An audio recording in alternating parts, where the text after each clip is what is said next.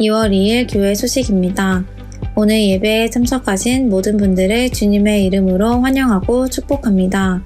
우리 밝은 교회는 성경적인 교회인 신약교회 회복을 위해 영혼을 구원하여 제자 삼는 삶을 교회의 존재 목적으로 품고 있습니다. 오늘 예배를 통해서 구주이신 예수님을 만나시고 하늘의 복 많이 받으세요. 2025년 사역 표어입니다. 다 같이 읽겠습니다. 시작! 주님과 우리가 함께 가면 길이 열립니다. 행복한 만남 2가 2월 2일 주일 점심시간에 있습니다. 담당은 박혜선 목사님, 김복순 목녀님입니다. 재직 훈련이 있습니다. 주제는 한몸 공동체로 섬깁니다 있고 일지는 2월 9일 주일 오후 2시입니다. 장소는 1층 예배실이고 담당은 최명기 목사님입니다. 싱글 연합 수련회가 있습니다. 시간은 2월 6일 목요일에서 8일 토요일이고 장소는 보람원입니다. 담당은 송미양 사모님입니다. 청소년팀 1박 2일 캠프가 있습니다. 시간은 2월 7일 금요일에서 8일 토요일이고 장소는 교회입니다. 담당은 박성호 집사님입니다. 자녀와 함께하는 세겹줄 새벽 기도회가 있습니다. 주제는 인정받는 자녀 되게 하소서이고 기간은 2월 10일 월요일에서 14일 금요일입니다. 담당은 이한수 목사님입니다. 예배의 복이 신앙의 회복입니다. 주일 연합 예배, 사무엘서 시리즈, 하나님의 계획, 믿음의 사람 1, 생사와 복의 하나님, 수요 예배, 기독교 에센스 3, 구원이란 무엇인가. 설교 동영상을 보며 말씀의 삶을 살려고 노력합니다. 설교 동영상으로 VIP와 결석한 목원들을 섬깁니다. 돕는 기도 부탁드립니다. 주님, 영혼을 구원하기 위한 기쁨과 보람을 허락하여 주시옵소서. 교회의 모든 환우들의 질병을 치료하여 주시옵소서. 다음 세대가 건강하게 세워지도록 지혜와 은혜를 내려주시옵소서. 주님, 주님과 우리가 함께 갈 때 길이 열리도록 도와주시옵소서. 교회 창소 섬김 목장입니다. 2월 1일에는 작은 교회 목장, 2월 8일에는 선한 목장이 섬겨주시겠습니다. 교회 중식 섬김 목장입니다. 2월 2일에는 용인 목장, 2월 9일에는 쉼터 목장이 섬겨주시겠습니다. 항상 교회를 섬기시는 밝은 교회 가족들이 자랑스럽습니다. 감송 구절입니다. 사무엘상 1장 19절 말씀 다 같이 읽겠습니다. 시작! 엘가나가 아내 한나와 동침하니 주님께서 한나를 기억하여 주셨다. 사무엘상 1장 19절 말씀. 아멘.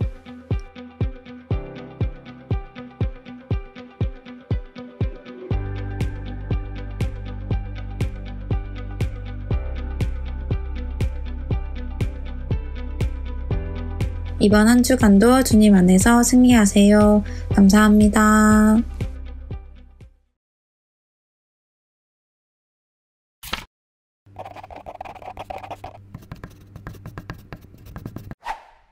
이번 설 명절 동안 월요일날 대구를 갔다가 화요일날 서울로 다시 올라왔는데요.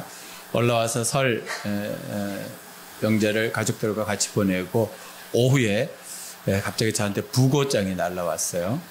그래서 부고장을 보니까 제 사촌 형님이 사망을 하셨다 이렇게 연락이 왔더라고요. 근데 그 사촌 형님이 저한테 좀 특별하신 분이어가지고 제가 좀 깜짝 놀랐던 시간이 있었습니다. 제가 대구에 살다가 서울로 올라와서 고등학교 3년을 공정 생활을 했는데 저와 3년 동안 같은 방에서 같이 살았던 사촌 형님이었어요.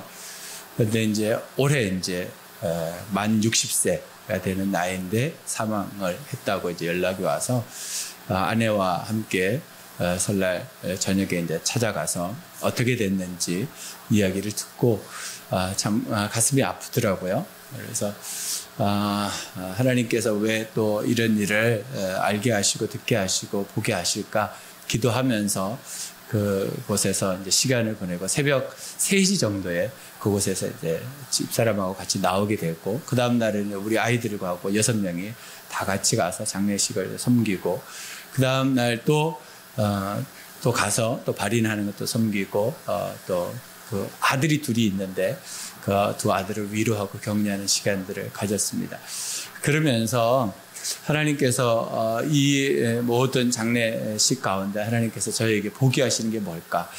꼭 하나님께서 알게 하시는 게 뭘까? 이렇게 여쭈어가면서 그 장례식을 섬겼습니다. 그런데 하나님께서 저에게 두 아들을 아주 또렷하게 보게 하셨어요. 첫째가 32살, 둘째가 30살.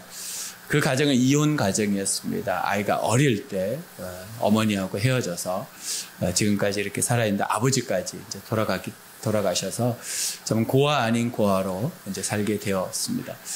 근데 그 두 아들을 보면서 제가 참 마음이 이제 아파서 아주 아기 때 태어나고 아장아장 걸어 다닐 때 제가 봤기 때문에 그 아이들이 생각이 나면서 하나님 어떻게 섬길까요?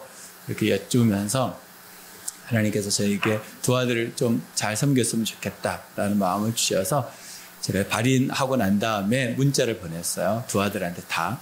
너희들 너무 수고하고 대견스럽게 잘 섬겨줘. 주어서 너무 고맙다. 모든 장례식이 끝나고 육품병리가 끝나고 나면 우리 집에 한번 와라. 같이 밥 먹으면서 좀 교제했으면 좋겠다. 이렇게 얘기를 했어요. 그래서 두 아들 다 저한테 답장이 왔어요. 그래서 장례식이 다 안치까지 다 마치고 잘 마쳤습니다. 도와주셔서 감사합니다. 함께해 주셔서 감사합니다. 그러면서 모든 정리가 끝나면 연락드리겠습니다. 이렇게 해줬어요. 그래서 내가 다시 이제 문자를 보내면서 수고했다. 너희들이 그 자리를 지키고 잘 섬겨줘서 내가 참 마음이 뿌듯하다. 그러면서 참 슬프다는 표현을 못했어요. 그런데 이제 이번 달이나 다음 달에 이제 만나게 될 텐데 그 아이들한테 복음을 전해야 되겠다. 그 가정의 그 복음의 시작이 저로부터 시작됐는데 참 이모부님도 다 예수님 믿으시고 가나안 교회를 다니시고 그랬는데 참 슬프게 그 가정이 좀 비극적인 삶이 좀 있어가지고 좀 안타까웠습니다. 그 형수님도 그 예수님 믿고 교회를 잘 다니시고 직분까지 받았는데 이혼을 해버리고 그 형님도 교회를 다니시다가 알코올 중독자로 평생을 살다가 그렇게 독거 노인으로 사시다가 혼자 죽었어요. 그래서 명절날 자식들이 찾아갔는데 사망한 상태를 발견한 거죠. 얼마나 안타까워요. 근데 이제 하나님께서 저에게 죽은 사람에게 집중하는 게 아니라 살아있는 두 아들에게 집중하게 하시고 그 아이들을 제가 잘 섬겨서 복음을 전해야 되겠다. 그래서 기도하고 있습니다. 여러분, 우리가 살아가다 보면 우리가 예상하지 않았던 일들이 우리에게 벌어지고 일어납니다. 그런데 그때 여러분 집중하셔야 될 것이 있습니다. 하나님 왜 이것을 보게 하셨습니까? 알게 하셨습니까? 나에게 필요한 것이 뭡니까? 어떻게 해야 됩니까? 꼭 여쭤보셔야 됩니다. 이유가 있을 겁니다. 그 이유 가운데 하나님의 뜻을 따라 섬겨가면 분명히 열매가 있습니다. 여러분 삶 속에 하나님의 인도하심을 꼭 받으시기를 주님의 이름으로 축복합니다. 오늘 주제입니다. 하나님이 생명의 주인이시다. 하나님이 생명의 주인이시다. 시작. 하나님이 생명의 주인이다. 하나님은 우리의 생명의 주인입니다. 이걸 모르는 사람이 어디 있겠습니까? 예수님을 믿고 살아가는 모든 사람들이 기본적으로 아는 것, 그것이 무엇이냐면 하나님이 생명의 주인이다 라는 겁니다. 하나님께서는 모든 것을 가지고 계셔서 그 안에서 우리가 살아가도록 도우신다. 이것을 모르는 사람은 없습니다. 하지만 알고 있는 것과 사는 것은 다르다라는 것을 우리가 꼭 깨달으셔야 됩니다. 내가 안다고 해서 사는 건 아니거든요. 내가 하나님 알지, 내가 예수님 알지, 내가 성령님 알지, 교회 알지, 내 성경 알지, 알지로 살지 마시고 정말 말씀대로 사는 삶으로 사셔야 됩니다. 그래야지 여러분들에게 정말 생명의 주인이 하나님이심을 경험하게 됩니다. 신앙은 경험하지 않으면 성장하지 않는다라고 말합니다. 경험하지 않으면 성숙하지 않는다. 여러분 지식으로만 신앙생활을 할 수 없습니다. 목사님 저 다 알죠. 여러분 저보다 더 많이 아시는 분들이 있죠. 요즘 유튜브를 통해서 더 많은 정보들이 흘러가고 있습니다. 그러나 실제로 사는 것과는 다릅니다. 여러분 아는 것에서 멈추지 마시고 꼭 살아가시기를 주님의 이름으로 축복합니다. 우리가 말씀을 오늘 좀 찾아보겠습니다. 제가 이 말씀을 만들까 하다가 오늘은 꼭 특별히 좀 찾아서 읽는 것이 좋겠다라는 마음을 주셔서 이사야서 44장 9절로 20절 말씀을 찾으시기 바랍니다. 말씀을 찾겠습니다. 이사야가 어디 있나 한번 찾아보시기 바랍니다. 이사야서 44장 9절로 20절까지 같이 읽도록 하겠습니다. 이사야서 44장 9절로 20절 말씀을 읽겠습니다. 제목이 우상은 무익한 것 해서 20절까지 되어 있을 겁니다. 제가 가지고 있는 성경어로는 1138쪽으로 되어 있는데 여러분 같이 찾으셔서 홀수절은 제가 읽겠습니다. 짝수절은 여러분들이 읽어주시기 바랍니다. 하나님의 말씀을 들으십시오. 우상을 만드는 자는 다 허망하도다. 그들이 원하는 것들은 무익한 것이거늘 그것들의 증인들은 보지도 못하며 알지도 못하니 그러므로 수치를 당하리라. 신상을 만들며 무익한 우상을 부어 만든 자가 누구냐? 보라, 그와 같은 무리들이 다 수치를 당할 것이라. 그 대장장이들은 사람일 뿐이라. 그들이 다 모여서서 두려워하며 함께 수치를 당할 것이니라. 철공은 철로 연장을 만들고 숯불로 일하며 망치를 가지고 그것을 만들며 그의 힘센 팔로 그 일을 하나 배가 고프면 기운이 없고 물을 마시지 아니하면 피로하니라. 목공은 줄을 늘여 재고 부두로 긋고 대패로 밀고 곡선자로 그어 사람의 아름다움을 따라 사람의 모양을 만들어 집에 두게 하며 그는 자기를 위하여 백향목을 베며 디르사 나무와 상수리 나무를 취하며 숲의 나무들 가운데에서 자기를 위하여 한 나무를 정하며 나무를 심고 비를 맞고 자라게도 하느니라. 이 나무는 사람이 땔감을 삶는 것이거늘 그가 그것을 가지고 자기 몸을 덮게도 하고 불을 피워 떡을 굽기도 하고 신상을 만들어 경배하며 우상을 만들고 그 앞에 엎드리기도 하는구나. 그 중에 절반은 불에 사르고 그 절반으로는 고기를 구워 먹고 배불리며 또 몸을 덮게 하여 이르기를 아 따뜻하다 내가 불을 보았구나 하면서 그 나머지로 신상 곧 자기의 우상을 만들고 그 앞에 엎드려 경배하며 그것에게 기도하여 이르기를 너는 나의 신이니 나를 구원하라 하는도다. 그들이 알지도 못하고 깨닫지도 못함은 그들의 눈이 가려서 보지 못하며 그들의 마음이 어두워져서 깨닫지 못함이니라. 마음의 생각도 없고 지식도 없고 총명도 없으므로 내가 그것의 절반을 불사르고 또한 그 숯불 위에서 떡도 굽고 고기도 구워 먹었거늘 내가 어찌 그 나머지로 가증한 물건을 만들겠으며 내가 어찌 그 나무 토막 앞에 굴복하리요 말하지 아니하니. 그는 죄를 먹고 허탄한 마음에 미혹되어 자기의 영혼을 구원하지 못하며 나의 오른손에 거짓 것이 있지 아니하냐 하지도 못하느니라. 아멘. 우리가 하나님을 믿노라 하면서 우리도 여기에 기록된 이사야서에 기록된 사람과 같은 모습으로 살아갈 수도 있겠다 싶습니다. 오늘 여기에서 이사야 선지자가 이야기하는 것, 그 당시의 사람들이 우상을 만드는데 얼마나 허망되게 우상을 만들었는지에 대해서 적나라하게 이야기하고 있습니다. 그것은 뭐냐면 나무 한 토막을 갖다가 그 한 토막의 반은 잘라서 땔감을 만들어서 고기를 구워 먹고 고기를 구워 먹으면서 몸을 데피는 일들을 하는데 그 나머지 반 토막으로 조각을 해가지고 우상을 만드는 거예요. 사람 모양을 만들어서 그 조각을 앞에다 세워놓고 그 조각 앞에 절을 한다는 거예요. 그러면서 이렇게 말하는 너는 나의 신이다. 지금부터 나의 신이 나를 구원하여라 라고 한다는 것. 여러분들 보시기에는 이게 정상적입니까? 아주 정상적이지 않은데 우리는 이렇게 살아가고 있습니다. 산을 보면서 들을 보면서 강을 보면서 바다를 보면서 돌을 보면서 어떤 특정한 무엇을 보면서 거기에 신성을 부여하고 너는 오늘부터 나의 신이야. 그러니까 나를 구원해 라고 하는 것이 이 세상에 살아가는 사람들의 모습입니다. 이것을 우리는 우상이라고 말합니다. 그런데 이렇게 모형들만 우상이 아니고 내 마음 가운데 하나님을 나의 생명의 주인이라고 믿지 않는 자체도 우상입니다. 우리가 이 세상을 살아가면서 하나님을 믿는다라고 말을 하지만 하나님을 믿으려고 하지만 우리 안에 우상이 제거되지 않으면 하나님을 믿을 수 없습니다. 우리에게는 이 우상이 계속해서 들어옵니다. 사단은 우리에게 수많은 우상을 가져다 줍니다. 돈도 우상이죠. 그것은 너무나 잘 밝혀져 있습니다. 자녀도 우상이죠. 내 삶의 성공도 우상입니다. 명예도 우상입니다. 눈에 보이지 않지만 그것들이 다 우상으로 존재하고 있습니다. 사단은 우리에게 수많은 우상을 가져다 주면서 이렇게 말합니다. 너 아무거나 믿어도 돼. 그들이 원하는 것 한 가지입니다. 예수만 믿지 마.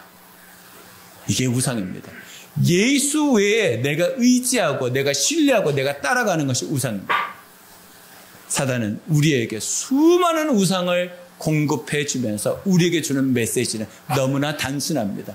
예수만 믿지 않으면 돼. 우리의 일상을 돌아보면 예수를 믿지 않고 우리는 살아가는 시간들이 너무나 많이 있는 것을 봅니다. 나의 경험과 지식과 내가 살았던 그 모든 방편으로 우리는 하루하루를 살아갑니다. 또 오늘 우리에게 주시는 말씀이 하나님이 생명의 주인이다. 그 말씀을 동의할 수는 있습니다. 맞지? 하나님의 나의 주인이시지? 라고 하지만 실제로 하나님의 나의 구절 주인 되시느냐 아니냐는 다른 문제입니다. 정말 여러분의 주인이 하나님이십니까? 여러분의 삶을 그분 앞에 맡길 수 있습니까? 그럴 때 우리는 신앙의 고백이 나옵니다. 하나님이 나의 생명의 주인이시다. 그러지 않으면 우리는 수많은 우상 가운데 예수님을 믿지 않고 살아가는 사람이 됩니다. 이유가 있죠. 목사님 저도 이유가 있어요. 믿고 싶은데 그러고 싶은데 이루고 싶은데 이유가 있습니다. 그러나 생명 앞에서는 이유가 없습니다. 생명 앞에서는 어떤 것도 이유를 댈 수 없습니다. 사느냐 죽느냐인데 어디 그 이유를 댈 수 있겠습니까? 여러분 정말 여러분 삶 속에 정말 하나님이 나의 생명의 주인이시라면 여러분 우상을 내어버리셔야 됩니다. 그래야지만 여러분들에게 하나님이 주시는 생명이 충만하게 경험되어질 줄로 믿습니다. 그래서 사단은 우리에게 무엇을 주냐면 영적 무감각함을 줍니다. 영적으로 무감각하게 합니다. 평안하다, 평안하다, 괜찮다, 괜찮다. 우리가 기도하지 않아도 아무 일도 벌어지지 않습니다. 그냥 어제 살았던 삶은 오늘 삽니다. 오늘 산 삶은 내일 살 수 있습니다. 기도하지 않아도 아무 일도 벌어지지 않습니다. 여러분 그렇게 살고 계시잖아요. 기도하지 않아도 일이 벌어집니까? 벌어지지 않습니다. 말씀대로 살지 않는다고 해서 일이 벌어집니까? 벌어지지 않습니다. 어제도 그랬고 오늘도 그랬고 내일도 그럴 수 있습니다. 영적인 무감각함은 이렇게 무섭습니다. 내가 하나님을 믿는다 하지만 영적인 무감각함에 빠지면 내가 믿는데 믿지 않는 사람처럼 살아갑니다. 이게 얼마나 무서운 일인지 모릅니다. 여러분, 여러분의 삶을 다시 한번 돌아보시고 내가 하나님을 나의 생명의 주인이라고 믿는다면 내 삶 속에 있는 우상을 내어버리셔야 됩니다. 여러분들을 구원할 수 있겠다라고 생각하는 그 무엇 하나님 외에는 없습니다. 오직 예수로 살아가시기를 주님의 이름 축복합니다. 그럴 때 우리에게 주어지는 것이 영혼의 기쁨입니다. 우리에게 기쁨이 주어집니다. 우상은 우리에게 기쁨을 줄 수 없습니다. 오직 하나님만이 우리의 영혼의 기쁨을 주시는 분입니다. 그러니 여러분 나의 하나님이 나의 생명의 주인이라고 고백하고 나면 우리의 삶 속에 일어나는 놀라운 일이 이 영혼의 기쁨이 넘쳐난다는 것. 여러분 이 기쁨을 꼭 경험하시기를 주님의 이름으로 축복합니다. 같이 읽겠습니다. 믿음의 사람은 하나님의 계획을 깨닫고 순종하는 사람입니다. 믿음의 사람은 하나님의 계획을 깨닫습니다. 하나님의 계획이 뭡니까? 지난주에 제가 세 가지로 점검표를 말씀드렸습니다. 첫 번째가 뭡니까? 선한 영향력을 끼치는 쪽이냐 아니냐. 내가 선한 영향력을 끼치는 쪽이냐 아니냐가 하나님의 계획이 있습니다. 공동체를 세우느냐 세우지 않느냐 쪽이 하나님의 계획이 있습니다. 마지막 하나가 뭡니까? 예수님을 가까이 하는 쪽인가 아니냐. 이것이 하나님의 계획입니다. 이것을 우리가 진짜 하나님의 계획으로 믿는다면 그 다음 우리에게 일어나는 것은 뭡니까? 순종입니다. 내가 선한 영향력을 위해서 손해보는 것. 내가 공동체를 세우기 위해서 헌신하는 겁니다. 내가 예수를 가까이 하기 위해서 복음 안에 살아가는 것입니다.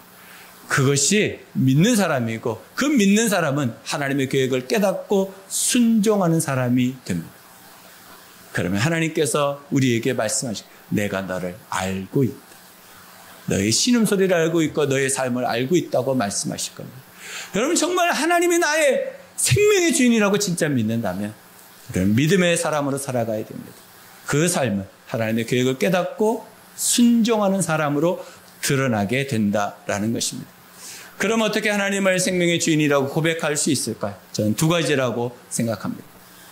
첫 번째, 한계를 넘어 신앙을 고백합니다. 한계를 넘어 신앙을 고백합니다. 시작. 한계를 넘어 신앙을 고백합니다. 11절입니다. 한나는 선하며 아뢰었다. 만군의 주님, 주님께서 주님의 종의 이 비천한 모습을 참으로 불쌍히 보시고 저를 기억하셔서 주님의 종을 잊지 않으시고 이 종에게 아들 하나 허락하여 주시면 저는 그 아이의 한평생을 주님께 바치고 삭도를 그의 머리에 대지 않도록 하겠습니다.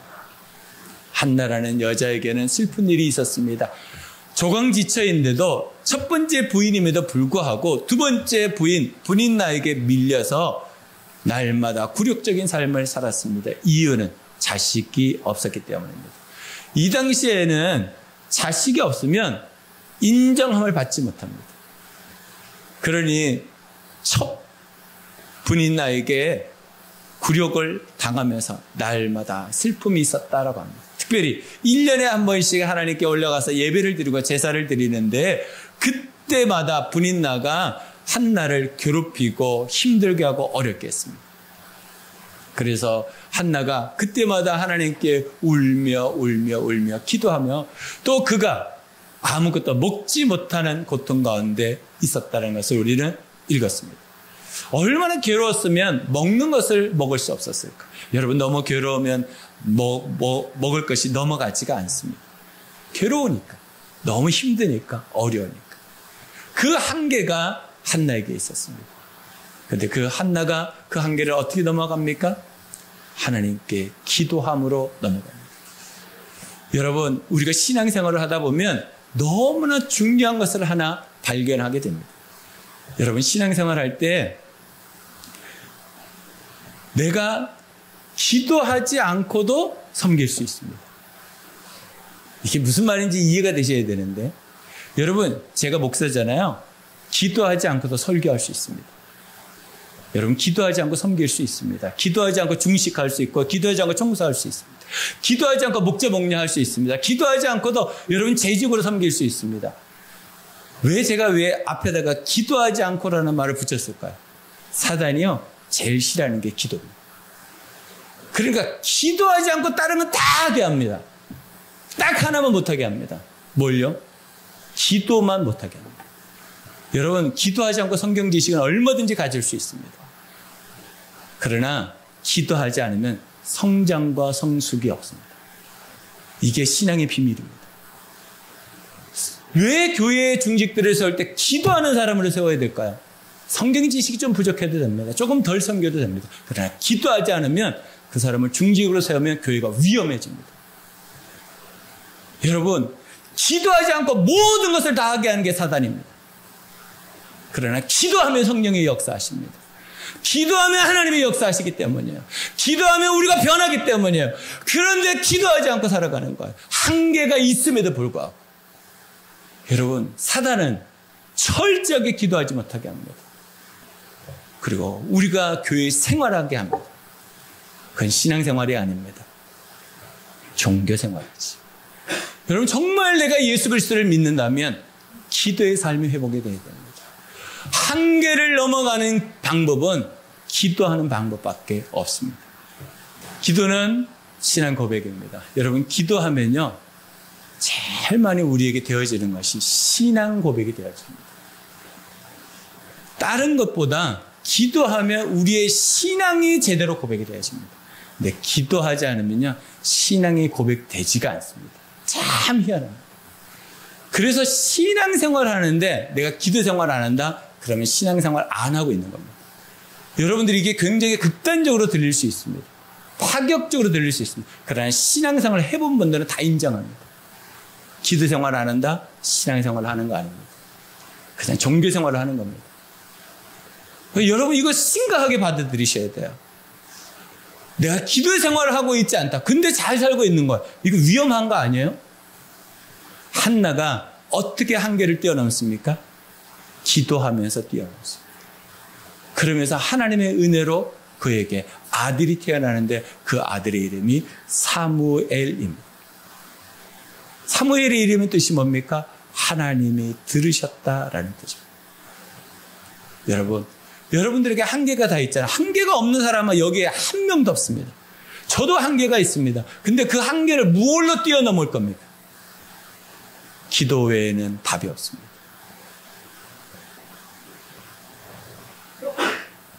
이게 기도하게 되면 우리에게 나타나는 것이 있는데 간증과 찬양과 섬김을 고백하게 됩니다. 기도하면 이것이 자연스럽게 되어집니다. 근데 기도하지 않으면 이것이 안 됩니다. 간증이 없습니다, 여러분. 기도하지 않으면. 찬양이 없습니다. 섬김을 하더라도 한계에 부딪혀서 더 이상 못합니다. 어느 정도 하고요? 못합니다. 우리가 경험하고 있는 거 아니겠습니까? 기도 응답의 비결은 간절함입니다. 간절함. 첫 번째가 집중하게 됩니다. 여러분, 간절하면요, 다른 모든 일들이 많지만 그 일만 보입니다. 간절함이라는 것은요, 딱 집중하게 된다는 거예요. 딱 그것만 보입니다. 아무것도 안 보입니다. 두 번째가 우선순위가 바뀝니다. 여러분, 간절해지면요, 아무것도 중요하게 생각도 안 됩니다. 오직 그것만 중요하게 생각. 우선순위가 완전히 바뀝니다. 간절해지면. 세 번째가 간절해지면 목표가요, 선명해집니다. 여러분, 건강 한번 잃어보십시오. 뭐가 더 중요합니까? 아무것도 중요한 게 없습니다. 오직 하나의 목표만 생각. 건강 회복. 그것에만 집중하게 되고 그것이 우선순위가 되고 그것이 목표가 됩니다. 여러분, 간절함이라는 것은요, 이것을 내포하고 있는 거예요. 여러분, 기도할 때 언제까지 기도해야 됩니까? 응답할 때까지 기도하는 겁니다. 근데 그 기도를 어떻게 합니까? 간절함을 가지고 하셔야 됩니다. 하나님, 왜 나한테는 응답을 안 주십니까? 하나님이 그 응답의 때를 아시고 그 응답의 때에 은혜를 내려주시고 우리는 그때까지 뭘 해야 됩니까? 기도하는 거예요. 어떻게 해요? 간절함을 가지고 기도하는 겁니다. 간절함이 있을 때 우리에게 응답이 있다. 이거 모르는 사람이 어디 있겠습니까? 그런데 이것을 알려면, 이것을 제대로 하려면 기도하고 있어야 된다. 포기하지 마시고 여러분 삶 속에서 계속 기도하면서 하나님의 은혜를 누리시기를 주님의 이름으로 축복합니다. 두 번째입니다. 새로운 삶을 기대하며 삽니다. 새로운 삶을 기대하며 삽니다. 시작. 새로운 삶을 기대하며 삽니다. 18절입니다. 한나가 대답하였다. 한나가 대답하였다. 제사장님, 이 종을 좋게 보아주시기 바랍니다. 한나는 그 길로 가서 음식을 먹었다. 그리고 다시는 얼굴에 슬픈 기색을 띠지 않았다. 왜 이럴 수 있었을까요? 기도 응답이 확신되었기 때문에. 기도했는데 지금까지 자기가 결혼한 이후로 지금까지 불이 나가 아이를 낳고 기르고 굴욕을 당하고 수치를 당하는 그 모든 수년의 시간 동안 하나님 응답을 안 하셨다는 거예요. 그런데 오늘은 하나님이 자신에게 아들을 주시겠다라는 확신을 주신 거예요. 그러니까 어떻게 해요? 한나는 그 길로 가서 음식을 먹었다. 그리고요, 다시는 얼굴에 슬픈 기색을 띠지 않았다. 왜 그랬을까요? 응답이 왔기 때문에. 여러분, 응답이 우리에게 오면 우리의 삶에 새로운 삶을 경험하게 됩니다. 이전에는 걱정과 근심과 염려, 불안, 처져, 두려움이 우리를 막 짓누르게 해서 어둠이 우리를 힘들게 해요. 그런데 응답이 우리에게 확신되어지면, 지금 애가 태어났어요? 태어난 게 아니에요. 주시겠다고 확신을 주신 거예요.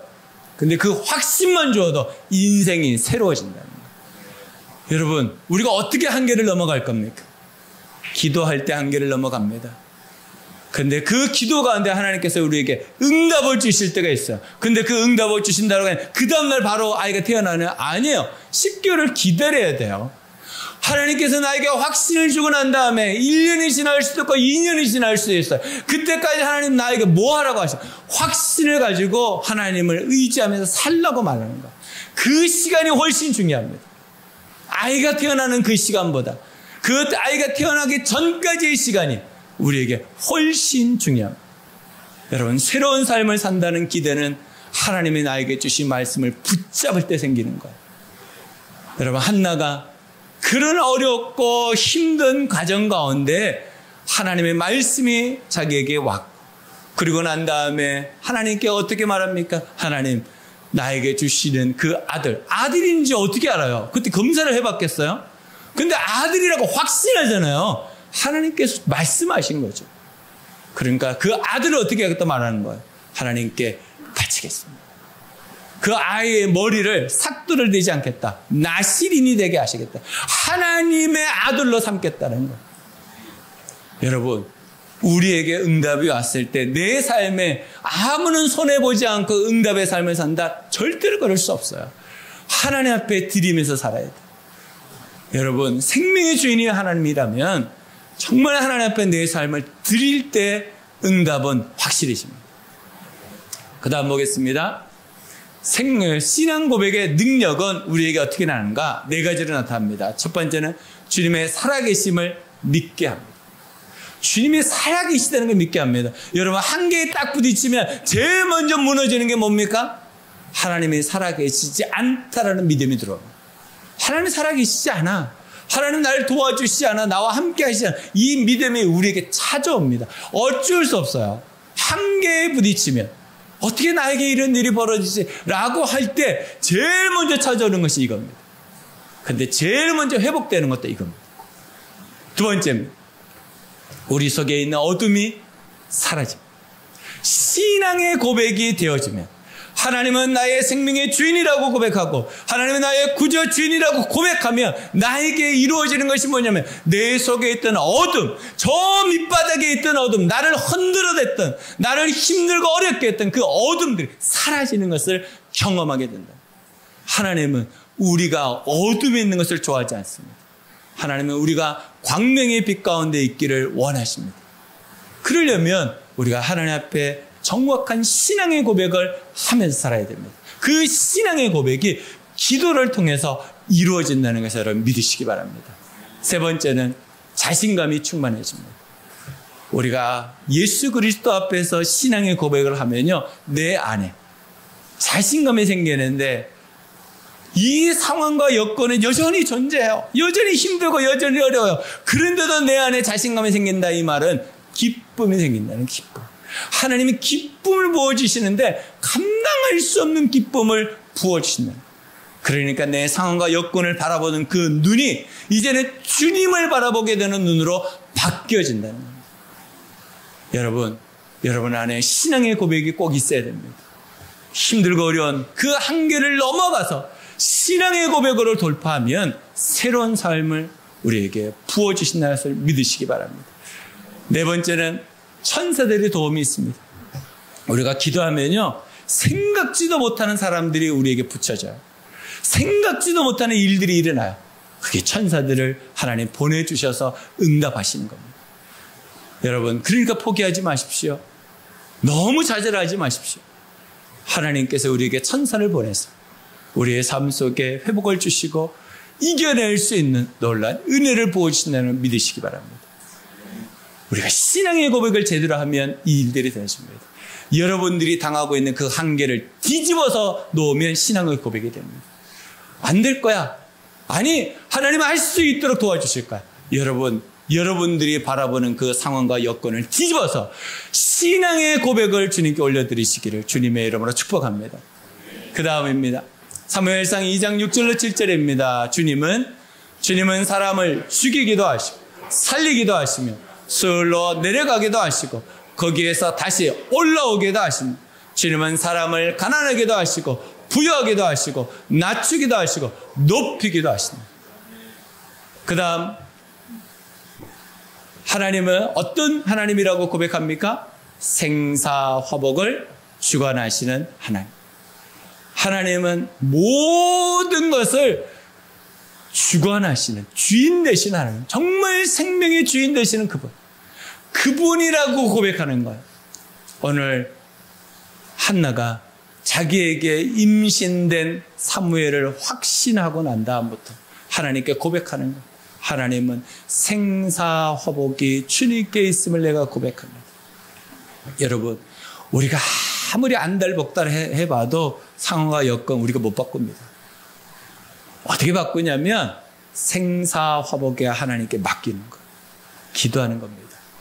그분을 붙잡는 겁니다. 그분을 의지하는 겁니다. 그분을 신뢰하는 겁니다. 그분을 따라가는 겁니다. 그러면 상황과 여건의 주인 되신 그 하나님이, 생사화복의 하나님이신 그분께서 우리에게 응답해 주실 줄로 믿습니다. 여러분 정말 믿으시기 바랍니다.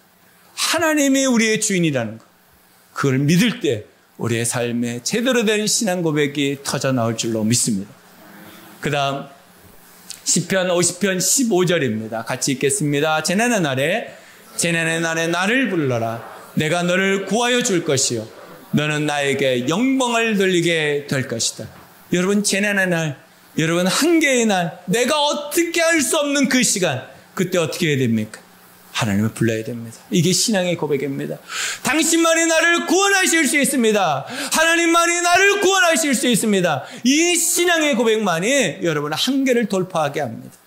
그 고백 다음에 우리에게 오는 것이 새로운 삶입니다. 이전에 눌려 있었던 그 어둠이 사라지고 하나님이 주시는 놀라운 은혜가 우리에게 충만하게 될 것입니다. 여러분 재난을 만나셨습니까? 한계를 만나셨습니까? 주님을 부르십시오. 하나님께서 말씀하십니다. 내가 너를 도와주고 내가 너와 함께하고 내가 넘어가게 하겠다고 말씀하시는 거죠. 여러분 오직 주님만이 우리에게 승리함을 주시고 이기게 하신다는 것을 믿으시기 바랍니다. 그러고 나면 우리에게 세 가지의 고백이 터져 나옵니다. 생명의 하나님을 어떻게 경험할 수 있는가? 첫 번째는 기도하는 겁니다. 여러분 제가 조금 전에 말씀드리지 않습니까? 사단, 마귀, 귀신, 이 사마귀는 다른 건 다 하게 하고 한 가지만 못하게 합니다. 기도만 안 하게 합니다. 다른 건 다 하도록 도와줍니다. 기도만 안 하게 합니다. 여러분 다른 건 좀 부족해도 됩니다. 교회는. 그런데 기도하지 않으면 교회는 망합니다. 여러분 정신을 차리셔야 됩니다. 기도의 삶을 회복하시기 바랍니다. 정말 하나님이 나의 생명의 주인이시라는 걸 믿는다면, 내 한계가 내 눈앞에 있고 내가 넘어갈 수 없다면 여러분 기도의 삶을 사셔야 됩니다. 여러분 지금까지 인생 살면서 경험했던 건 내 노력과 내 열심 부족했습니까? 아닐걸요. 여러분 최선을 다해 사셨을걸요. 근데 왜 안 될까요? 정말 여러분의 삶 속에 신앙의 고백이 필요한 거예요. 정말 하나님이 나의 구주와 주인이시다. 주님만이 내 삶의 모든 것 되신다. 주님만 믿고 의지할 때 나는 되어진다. 이 고백이, 이 신앙의 고백이 주님은 기다리고 계신다. 두 번째, 확신합니다. 우리가 신앙을 고백하고 나면 정말 하나님을 경험하게 되는데 그것이 우리가 확신되어진다는 것. 내 상황과 여건은 여전히 힘들고 어렵고 변함이 없습니다. 그럼에도 불구하고 나에게 말씀하시고 내가 너와 함께 할 것이다. 내가 너를 도와줄 것이며 내가 너에게 응답할 게다. 하나님께서 말씀하시는 그 확신이 어떤 상황과 여건도 나를 흔들어낼 수 없는 확신이 되어진다는 거예요. 여러분 한나가 얼마나 힘들었습니까? 그런데 확신이 오니까 흔들림이 없어지는 거예요. 그리고 다시 밥을 먹고 다시는 슬픈 계식을 띠지 않았다는 거 말이에요. 왜 그럴 수 있었을까요? 확신이 있었기 때문입니다. 확신은 언제 주어집니까? 내가 신앙의 고백을 할 때 주어집니다. 정말 하나님이 여러분의 누구입니까? 어떤 분이십니까? 여러분 어떻게 고백하고 계십니까? 하나님이 우리의 생명의 주인이십니다. 세 번째로는 고백하기를 원하십니다. 정말 하나님을 우리의 구주와 주인이라고 고백하는 삶. 이 삶이 우리가 살아가야 될 삶입니다. 여러분 삶 속에 한계를 넘어갈 수 있는 길, 여러분 삶 속에 새로운 삶을 경험할 수 있는 길, 그것은 기도의 삶입니다. 여러분 정말 기도의 삶을 회복하시고 주님 앞에 시간을 내어놓고 마음을 내어놓고 여러분이 나오셔서 함께 기도하시면서 은혜를 구했으면 좋겠습니다. 이번 주가 지나고 다음 주 월요일부터 세겹절 기도회가 시작합니다. 매년 2월이면 우리 자녀들과 함께하는 세겹절 기도회가 있습니다. 여러분 부모 되신 분들은 자녀들을 깨워서라도 같이 나오셔야 됩니다. 그게 나도 살고 자녀도 사는 길입니다. 그래서 함께 나와서 여러분 가족끼리 세겹절을 만들고 또 목장에서 세겹절을 만들고 성도들끼리 세겹절을 만들어서 함께 기도하면서 신앙의 고백을 하면서 승리하는 우리 모든 성도들이 되었으면 좋겠습니다. 우리가 주님 앞에서 고백하는 것, 하나님은 생명의 주인이시다. 하나님은 생명의 주인이시다. 이 신앙의 고백이 우리에게 모두 고백되어지기를, 경험되어지기를 주님의 이름으로 축복합니다. 기도하겠습니다.